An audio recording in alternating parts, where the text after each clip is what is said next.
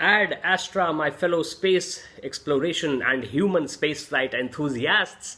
Now, it has been a while since I posted a space update, and I think this is the first one since I visited the Patna Planetarium in my hometown in Bihar, India. So, wherever you're watching from on our little blue marble, I'm just going to say that no matter where you are, look up to the heavens and imagine a future of humanity in which we have successfully gone beyond the confines of our little planet and, of course, established good, self sustaining, and ever expanding colonies on Moon, Mars, and perhaps some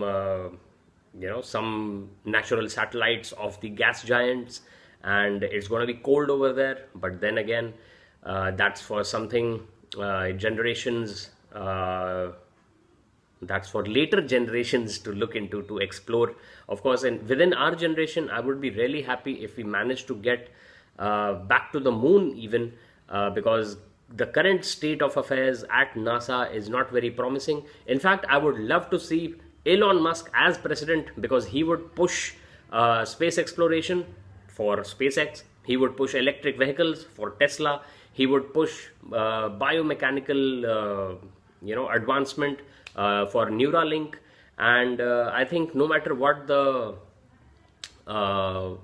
criticisms that are leveled against him, I think it does take a lot of guts to push and actually achieve stuff like that Starship Heavy booster catch, because these reusable rockets are what are going to enable us to rapidly explore space and establish colonies on our satellite, the moon, and then progress towards Mars.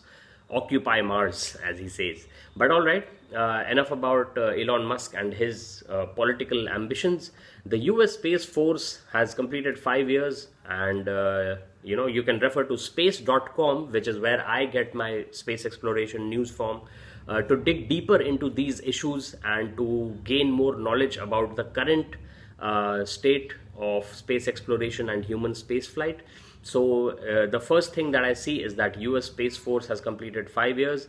Then there's going to be a double moon mission for SpaceX to launch 2 private lunar landers in January. So 2025 is going to start off with a nice explosion, a nice foray towards our satellite.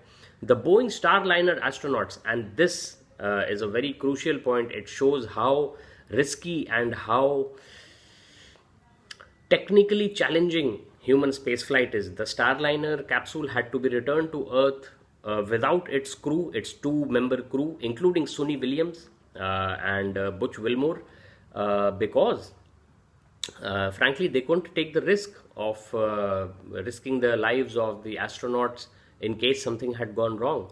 And it's very big kudos to all the human spaceflight companies out there, led by SpaceX, of course, that there have not been fatalities for a long time after the space shuttle disasters.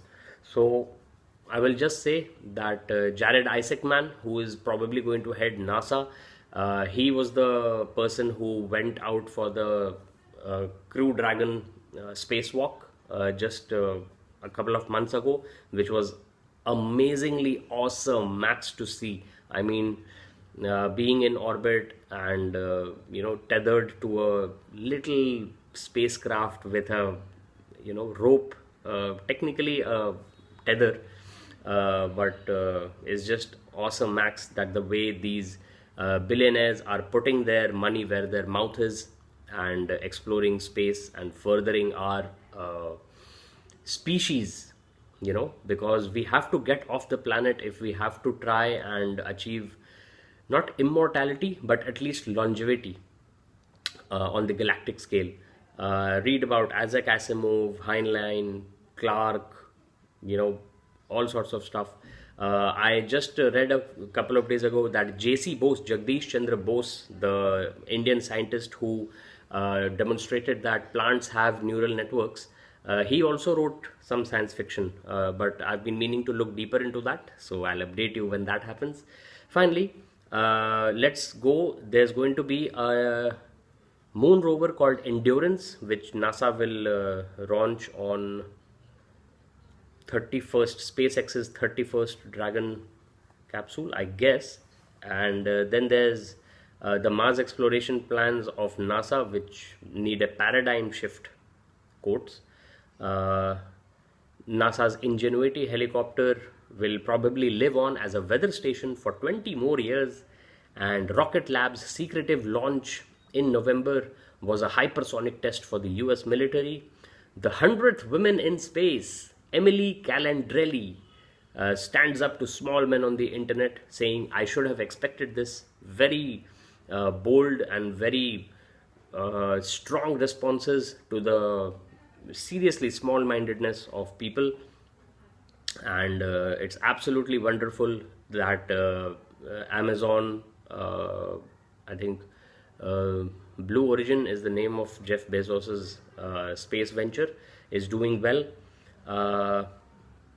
Boeing and all are behind times, but that's the thing about space exploration. It's pretty complicated, and it takes some effort to make sure everything stays on track as planned.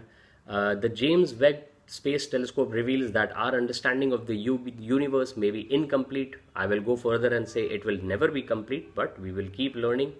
NASA will update the Artemis moon landing program on December 5. So now I have reached the beginning of December, which is what I told you.